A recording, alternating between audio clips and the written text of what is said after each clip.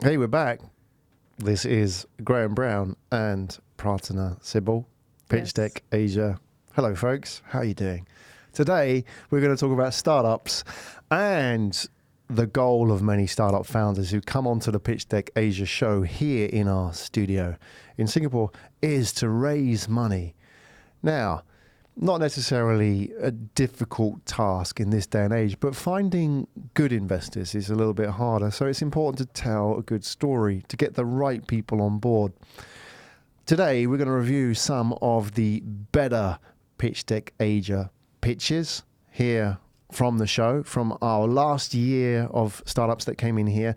Pick out why we thought we were good and tell a little bit about their success stories, because all the pitches we're going to share with you today come from startups who actually successfully raised significant rounds.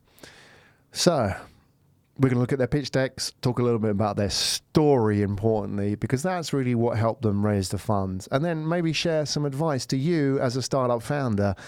What works when you want to raise funds for your startup? And by the way, if you are struggling, like 99% of startup founders, to help, to refine your story, that packaging that makes your startup something different, something special, or relates to an investor, two pieces of advice off the bat.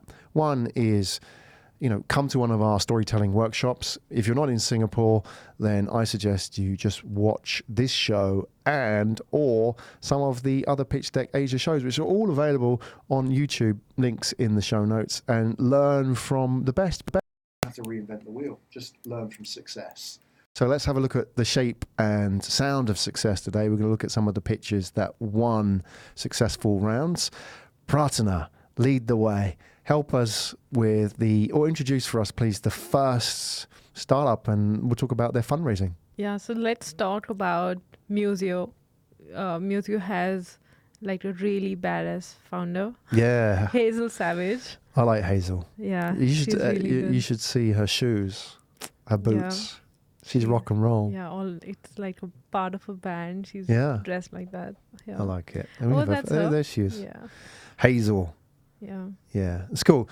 Bit of background to Hazel. She, as it says here on the pitch deck, she had 12 years in the music industry, and the thing about the music industry is, as much as it is rock and roll, a lot of it is just process and dealing with lots and lots of content.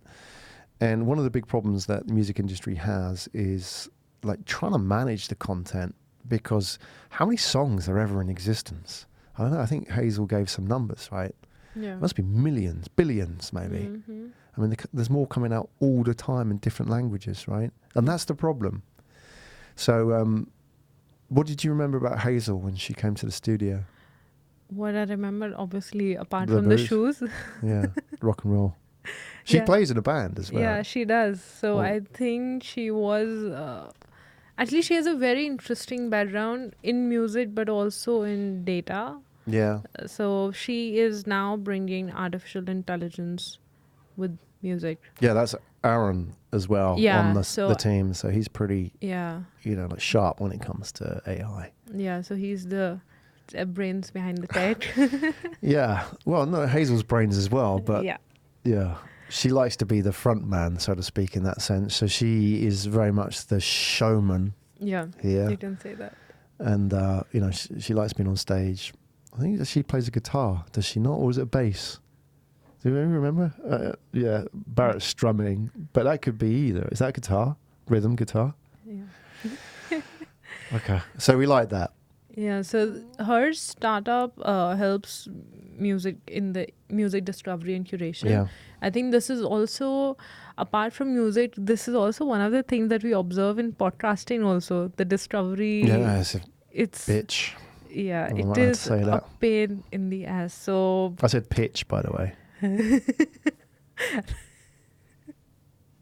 And then, so that's what they're doing for music. They're helping the discovery and curation and automatic uploading and stuff like that. So the whole process, how they're using artificial intelligence into that. So that's amazing. And they have raised funds. $1 million. Yeah, they have raised $1 million US dollars. It was a seed investment. Was it? I think who are the backers? Was Sequoia involved in that one? It was Wavemaker Sorry, yeah. Partners, and if I'm not wrong, it's the Yeah, well- Exponential Creativity Ventures. Yeah, Yeah. sorry, not Sequoia. I got confused. But Wavemaker again, obviously a big player here in Southeast Asia. Yeah. I liked their approach to music and AI because a lot of the conversations about creativity and music and AI have focused on how do you use AI to create music.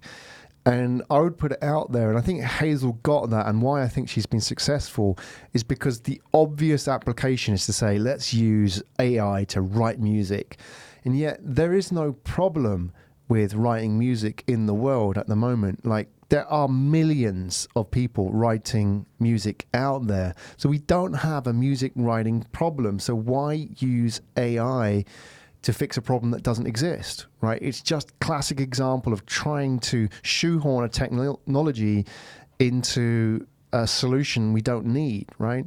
Yet what Hazel's done and her team have successfully done is identified the less obvious problem, which is it's not about AI and creativity. It's about AI doing the heavy lifting of discovering music and letting the human beings do the creative stuff, because that's what we're good at, right?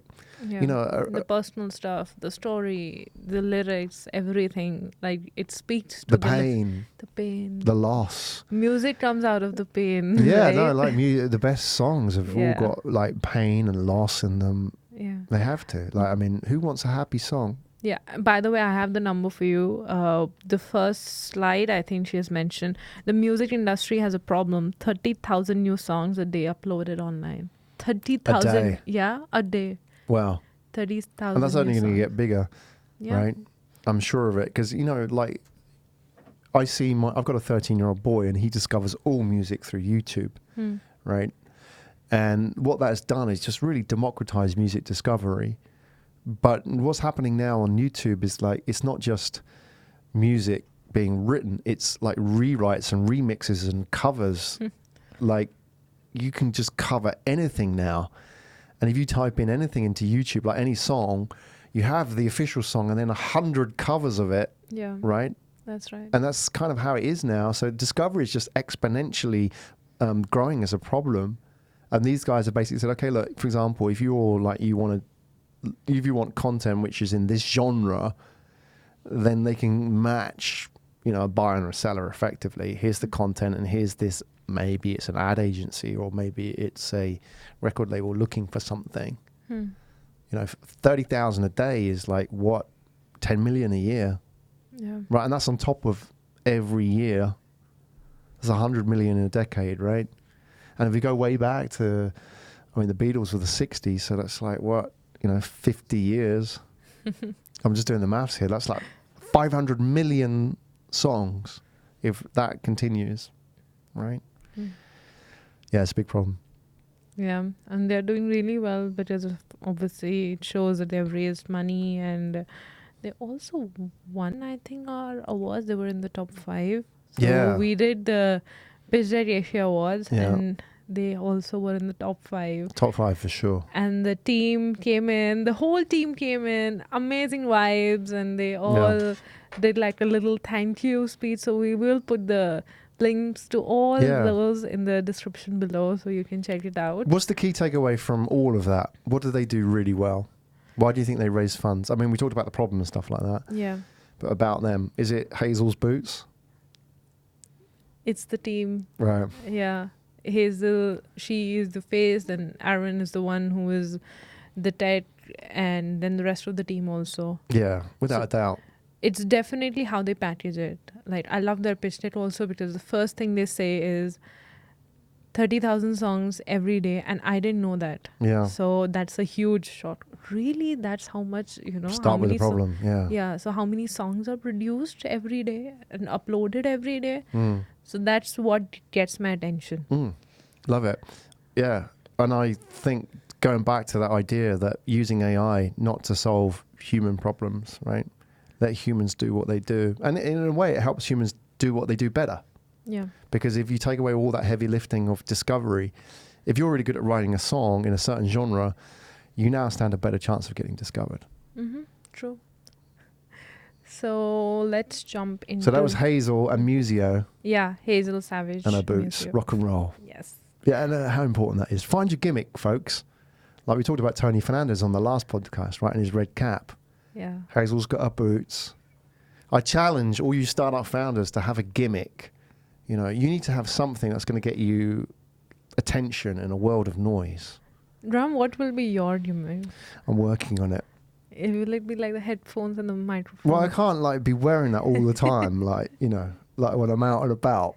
So I have to work on it, right? So yeah, anyway, if you have advice on my gimmick, please comment below what I could have as some sort of, what would it be? That identify, oh, you're that guy that does that, who wears that thing.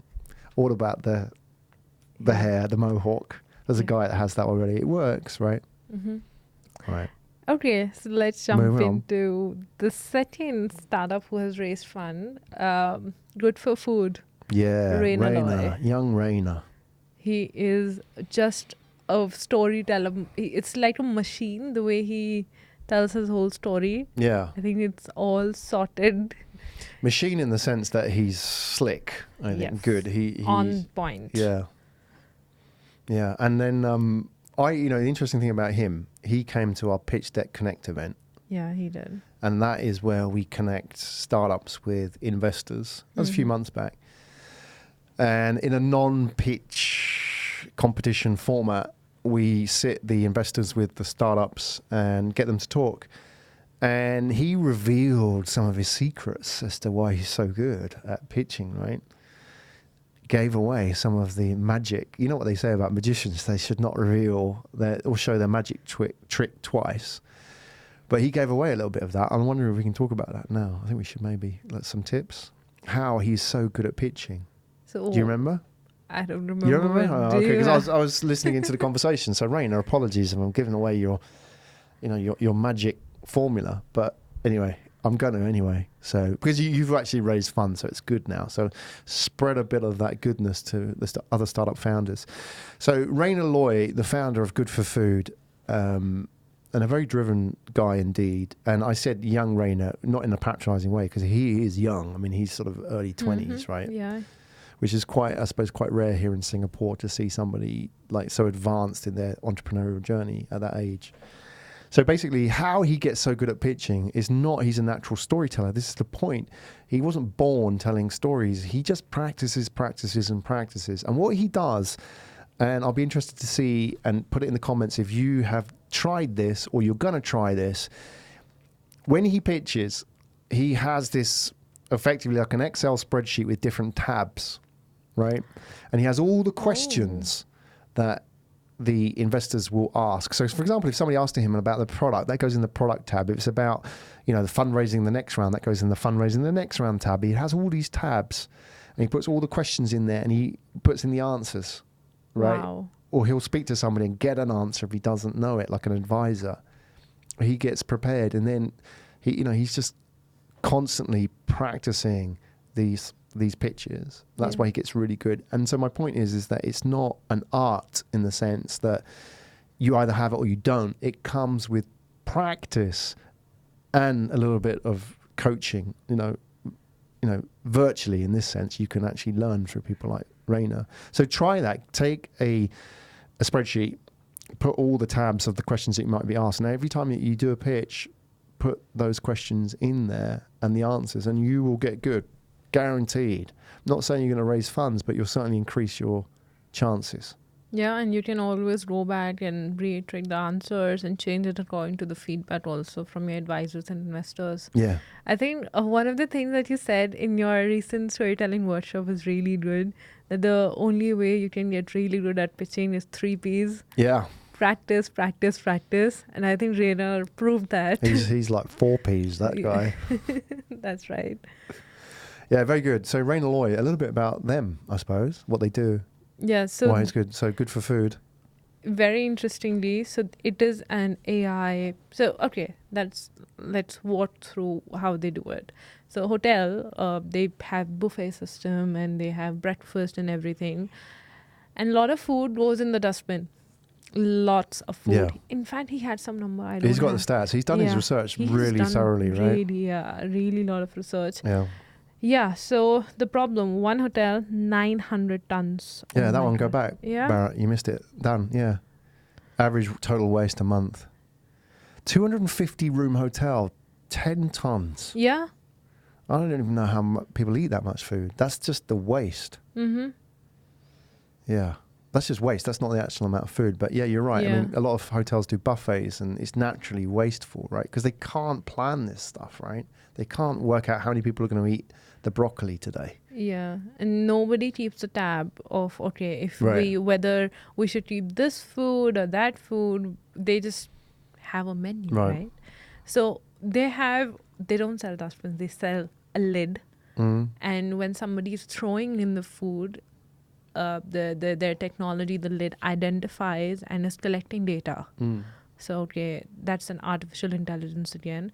So if a lot of rice has been thrown out and a lot of chicken has been thrown out, so all this data is being collected, and later for the next week, maybe the chef can go back and check out the data. Okay, what really worked last week, what didn't work. And accordingly they can order.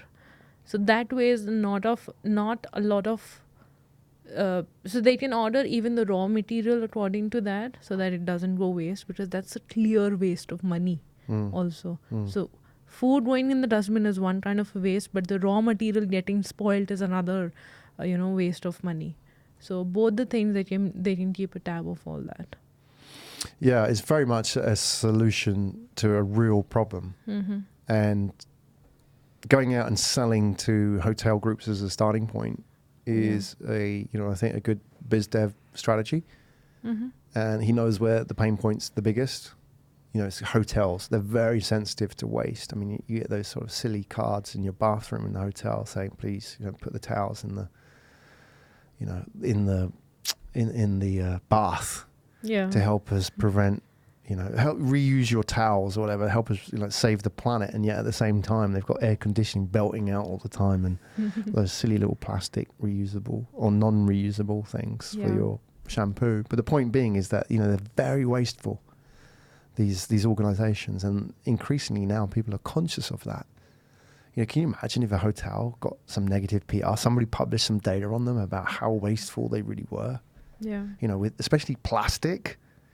Boy, you do not want to be on the wrong side of the PR campaign against plastic, right? Yeah, I would like to see, if you add up all those little tiny plastic bottles in the hotels, how much plastic they're actually wasting, right? Yeah, that's true. So there's a lot of waste. We know that. It's real. And so it's good that a young guy is doing something to solve that problem, at least a first step. Yeah, and their solution is very clear and concise, and you can say that, they have really thought about it. So I think one of the statement is whatever can be measured can be managed, controlled, and prevented. Yeah. So simple, but nobody is doing it. So he finally took the initiative on himself and he did it. So, Yeah, very good. We like it. And he's on to good things. So yeah. smart chap. Who else do we have? So we have Really with us. Yeah. Really? Yeah. So Really? Really. So Jörg from Really. Jörg. Yeah, I like Jörg. And I'll tell you why I think his pitch was, well, at least the product was good and the pitch that went with it worked. Is, again, it's another example. We like this of these startups that are building solutions to problems that the founders have really experienced themselves. So Jörg comes from the world of real estate. It's 20 years in real estate. 20 plus years. Yeah, I mean, he's only 40, so, he started out young, right? Mm-hmm. And he's understood a problem that exists, which isn't necessarily like a really exciting, sexy problem. It's not like, let's use blockchain to do something like exciting. It's like, here's a problem that property, real estate and facilities managers have. Let's fix it. And I think he recently raised $500,000. It was in the news. So well done. Because I remember when he came to our event raising, that was a long journey. Yeah. He was out there hustling. He doesn't look like a natural hustler as well. He's not like a big character and a big salesman. He's quite quiet and quite measured, which is great because it just goes to show that that sort of natural image of a hustler isn't sort of like this sort of ballsy bravado, but someone who's just really dedicated and diligent. Right? Yeah, and he is the kind of person you would want to just sit and have a chat with for hours. The reason is because he has that kind of an experience in this space, right? So he identified the problem and finally he is doing something about it. Good for him. And that is a global problem. He's got some, I can't go into the details because you have to look at the show, the Pitchdeck Asia show to get the details. But he has some really good advisors on board as well. So I think that's an important part of any pitch. Bit of advice, throwaway advice here, that if you are pitching for investment, one of the first things an investor looks at is your advisory board. You know, who have you convinced to come on board and give up their time, of course, in return for equity, potentially. Who have you convinced to give up their time to be part of this? And if you haven't convinced anybody, then an investor is going to look at that with skepticism, because it means that you haven't even done the sort of the softer pitch, if you like, to advisors. And, have you tried to pitch people and they've not come on board? So that's the kind of doubts people are going to have about your pitch deck if it's missing that slide with advisors on it. So I believe Jörg's got a strong slide of advisors, or at least he talked about it in his pitch on Pitchdeck Asia. And if you don't have one, then work on it. And if you don't have advisors, work on them before you go and pitch, before you raise funds, because they're going to help you, not just in terms of putting that advisory board slide together, but also, importantly, helping you refine your pitch itself. Yeah, Ram, you have also been on the other side as an investor. So what are the kind of slides that maybe one or two slides that the investor really focuses on?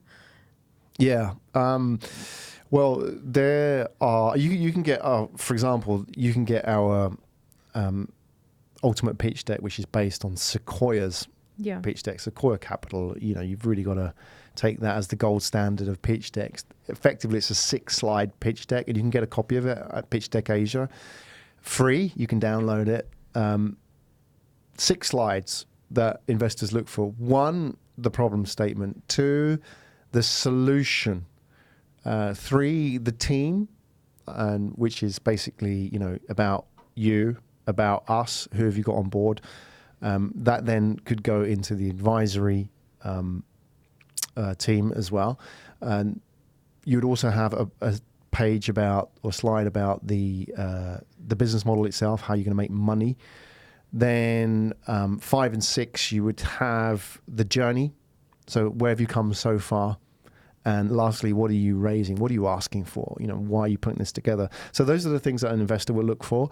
And you've got to have those covered. If you don't have those covered, then get them covered. And once you have them covered, then go out and practice it.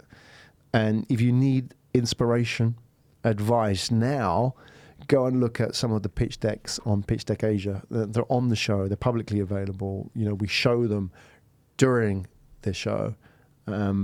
So, rather than me dispense advice individually for every startup, have a look at examples and, make your own mind up about what you think works. And based on those 3 examples that we shared today, those have successfully raised those companies. I mean, there's a few $1 million on the table there. What did they do right? Go and have a look at their pitch decks. Yeah. And we will put their show links even in the description, so you can check out their videos there. Yeah. Over 100 pitches. There you go, 100 hours of pitches on Pitchdeck Asia. Go and check it out. Learn, become a student of success. That's the best way to become good yourself. My name's Graham, joined by Prarthana Sibyl. And we are broadcasting from the Pitchdeck Asia studio here in Singapore. We'll see you in our next roundup. Hi, Graham Brown from Pitchdeck Asia. Pitchdeck Asia, powered by Pitch Media Asia. Pitchdeck Asia is all about giving startup founders a voice. We are a show to help startup founders share their journey. So if you enjoy these stories, then why not subscribe to our YouTube channel? There's the subscribe button over there. Hit that subscribe button. Follow us on the journey. Leave a comment. I look forward to seeing you at the next episode.